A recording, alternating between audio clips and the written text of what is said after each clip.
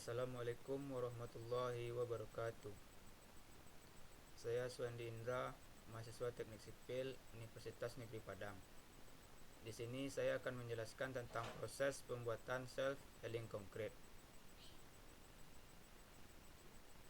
Di sini kita akan membahas 5 topik pembahasan. Yang pertama yaitu pengertian self-healing konkret. Yang kedua, kerusakan pada beton. Yang ketiga, proses pembuatan self-healing konkret. Yang keempat, cara kerja self-healing konkret. Yang kelima, keuntungan dan kerugian self-healing konkret. Yang pertama yaitu kita bahas pengertian self-healing konkret. Menurut Profesor Victor Lee, yang dimaksud dengan self-healing konkret yaitu kemampuan beton dalam memperbaiki dirinya sendiri dengan bantuan hujan dan karbon dioksida di udara. Retakan tersebut akan menyatu kembali sehingga akan mengurangi risiko kerusakan yang lebih parah, terutama yang sering terjadi pada saat setelah terjadi gempa bumi. Beton merupakan bahan konstruksi yang paling sering dijumpai dalam struktur bangunan. Alasan beton sering digunakan adalah karena keunggulannya yang memiliki kuat tekan yang tinggi dan tahan terhadap suhu yang tinggi. Akan tetapi, seperti bahan konstruksi lainnya, beton juga memiliki kelemahan yang dapat menimbulkan kerusakan pada beton. Kerusakan ini dapat ditimbulkan karena kesalahan saat perencanaan, pelaksanaan, dan karena pengaruh faktor lingkungan sekitar. Menurut Victor Lee dan tim dari University of Michigan, pertama kali menemukan self-healing konkret tahun 2009, yaitu beton yang dapat melengkung ketika diberi beban karena daya lenturnya yang lebih tinggi dibanding beton biasa sehingga dapat mengatasi masalah keretakan dan deformasi. Hal ini dapat dianalogikan dengan tangan yang terkena goresan kecil atau luka. Kulit kita dapat menyembuhkan dengan sendirinya. Tetapi, jika timbul luka yang besar atau yang lebih lebar, maka luka tersebut harus dijahit. Jenis kerusakan yang biasanya terjadi yaitu seperti retak, voids, spalling, scaling, erosion, drumminess, akibat serangan kimia dan akibat serangan fisik. Selain usaha-usaha tersebut, sejak awal tahun 90-an para ilmuwan sudah mengembangkan metode di mana beton dapat mengurus dirinya sendiri. Seperti para engineer telah banyak melakukan metode seperti jacketing, coating, routing, dan sealing. Diane Garner, peneliti dari Cardiff University, Wales, meraih penghargaan saat British Science Festival atas karyanya, yakni beton yang mampu memperbaiki dirinya sendiri. Garner, yang berasal dari School of Engineering Cardiff University, bergabung dalam kelompok peneliti yang telah berusaha mengembangkan beton yang mampu mendeteksi dan merespon kerusakan yang ada di dalam infrastrukturnya.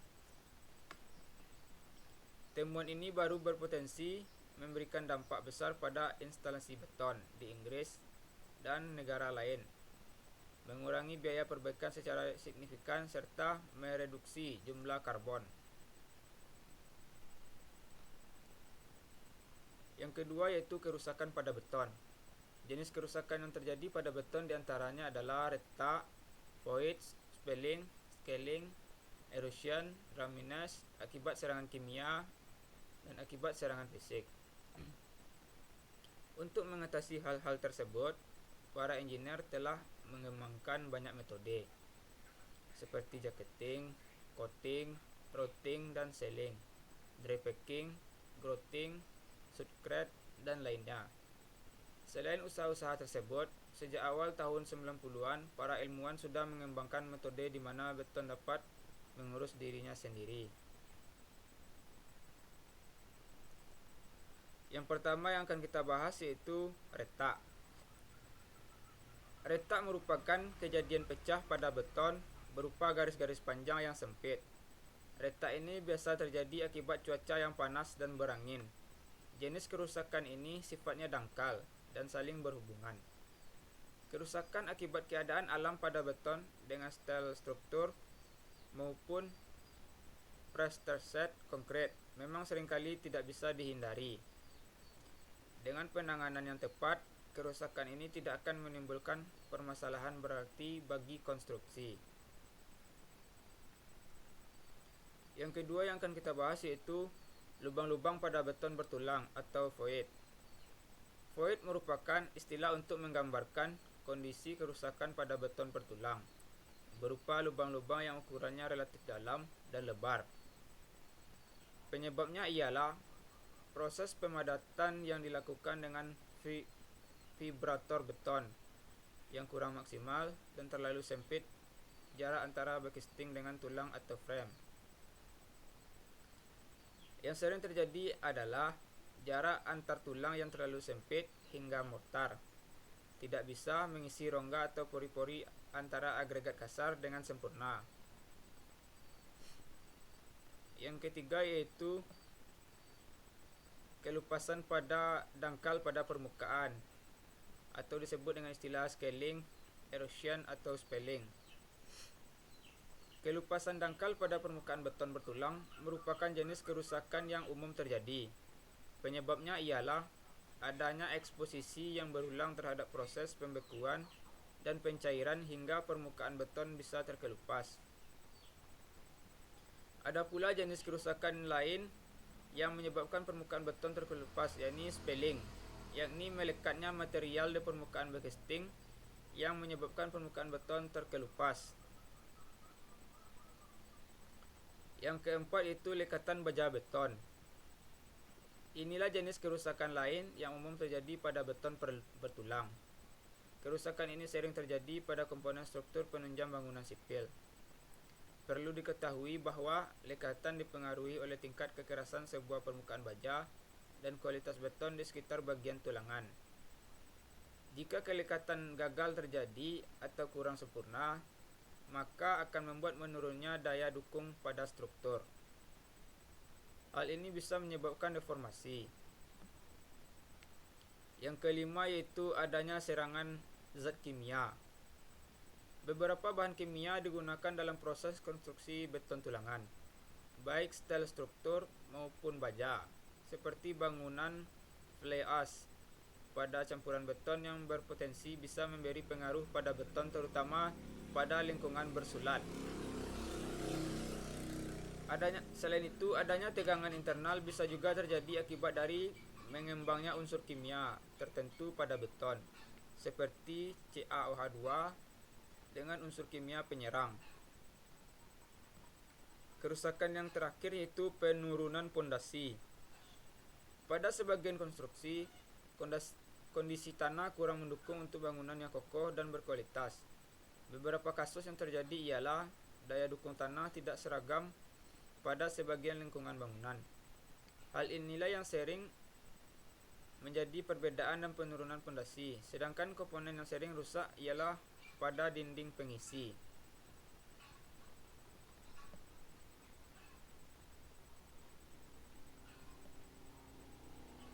Selanjutnya yaitu inilah contoh gambar kerusakan pada beton. Yang pertama itu retak. Di sini kita dapat melihat contoh gambar yang terjadi retak pada beton. Yang kedua yaitu void, lubang-lubang kecil ataupun besar yang cukup dalam pada beton. Yang ketiga yaitu scaling, kelupasan pada beton.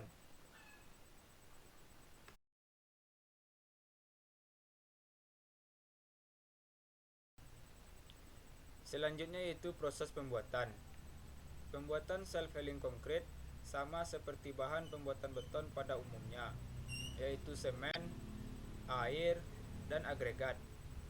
Hanya saja perbedaannya terletak pada zat tambahan yang digunakan sebagai perekat untuk mengurangi keretakan, yaitu dengan menggunakan campuran bakteri. Mikroorganisme yang cocok adalah bakteri Bacillus yang dimasukkan dalam beton dalam bentuk spora sehingga menjadi tahan lama karena sifatnya yang tidak aktif. Bakteri tersebut dipilih karena dapat mengeluarkan kotoran berupa zat kapur yang merupakan bahan baku dari semen. Bakteri akan aktif jika terkena air dari celah-celah retakan semen. Saat itulah bakteri mulai bekerja dan memperbaiki struktur semen yang rusak secara mandiri. Caranya, bakteri akan mengubah kalsium laktat menjadi batu kapur, yaitu zat utama yang membentuk semen, sehingga lubang di dalam beton pun kembali pulih. Untuk mendapatkan hasil yang maksimal, takaran ideal antara jumlah semen dan mikroba Bacillus adalah setiap 1 meter kubik semen dicampur dengan 15 kg bakteri Bacillus. Untuk sebuah retakan berukuran 0,8 mm dibutuhkan waktu sekitar 3 pekan untuk beton itu mampu menutupi retakan sendiri. Ketika retakan menyebar, tiap retakan mampu memperbaiki sendiri karena di sekelilingnya terdapat sekumpulan bakteri tersebut. Bakteri tersebut mungkin sudah menyebar. Sementara itu, untuk mendapatkan kekuatan beton seperti semula, memang dibutuhkan waktu yang cukup lama, yaitu sekitar 2 bulan, agar beton tersebut kembali pulih seperti awalnya. Selain menggunakan bakteri, peneliti lain menemukan bahan pembuatan self-healing concrete dengan menggunakan engineered cement composite. Engineered cement composite merupakan salah satu tipe bahan komposit semen dengan perkuatan serat yang unik dan memiliki performa tinggi.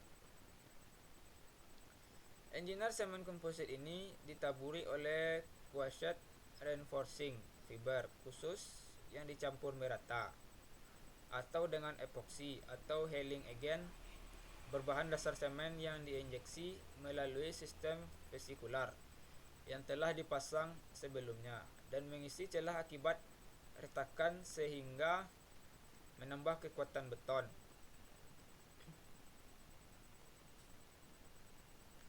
Selanjutnya yaitu cara kerja self-healing concrete. Di sini kita memiliki 2 cara, yaitu dengan menggunakan bakteri dan yang kedua menggunakan engineered cement composite. Yang pertama kita bahas yaitu dengan bakteri. Cara yang pertama, celah-celah retakan dikontrol menggunakan serat yang dapat dibuat dari material plastik daur ulang. Contohnya seperti botol. Setelah itu bakteri ditempatkan pada beton. Yang kedua, saat kerusakan mulai terjadi, bakteri itu akan menyebar dan akan mengisi celah-celah keretakan tersebut. Berikutnya, kapsul-kapsul berukuran nano dan mikro yang berisi getah dilepaskan saat kerusakan atau keretakan mulai terjadi di dalam struktur beton yang rusak. Yang ketiga, bakteri akan aktif jika terkena air dari celah-celah retakan semen. Saat itulah bakteri mulai bekerja dan memperbaiki struktur semen yang rusak secara mandiri.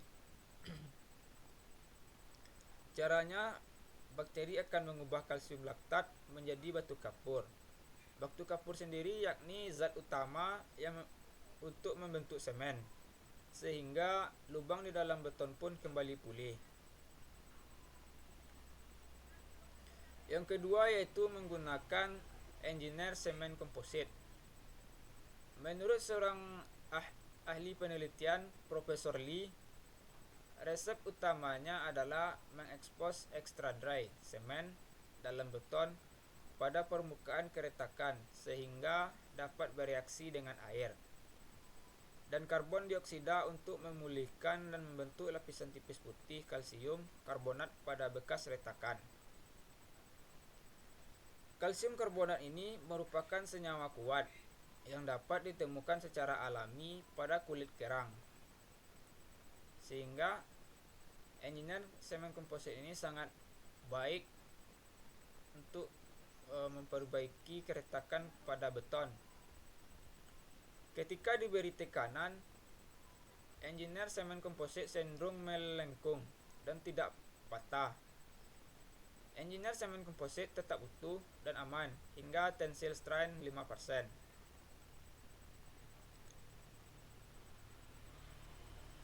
Selanjutnya yaitu membahas tentang keuntungan dan kerugian menggunakan self-healing concrete. Yang pertama yaitu keuntungan. Dari segi ekonomi, dengan penggunaan bakteri dalam campuran, dari segi ekonomi jauh lebih hemat karena bakteri mudah didapat dan dikembangkan. Dengan mudah berkembangnya bakteri, disitulah ekonomi kita akan lebih dipermudah atau tidak membutuhkan banyak biaya. Yang kedua yaitu mempunyai daya lentur yang tinggi dan mampu memperbaiki keretakan yang terjadi pada diri sendiri. Yang ketiga, tidak membutuhkan perawatan berkala dan mahal seperti beton konvensional biasanya, sehingga sangat efisien untuk digunakan. Selanjutnya yaitu kerugian. Di sini kerugiannya yang pertama yaitu kekurangan dari self-healing concrete yang menggunakan engineer semen komposit sendiri adalah karena harganya yang masih 3 kali lipat dari harga beton konvensional. Ini termasuk dari segi ekonomi yaitu pemborosan. Yang kedua yaitu proses pengolahan yang sulit dan memakan waktu yang lama. Sekian presentasi dari saya. Assalamualaikum warahmatullahi wabarakatuh.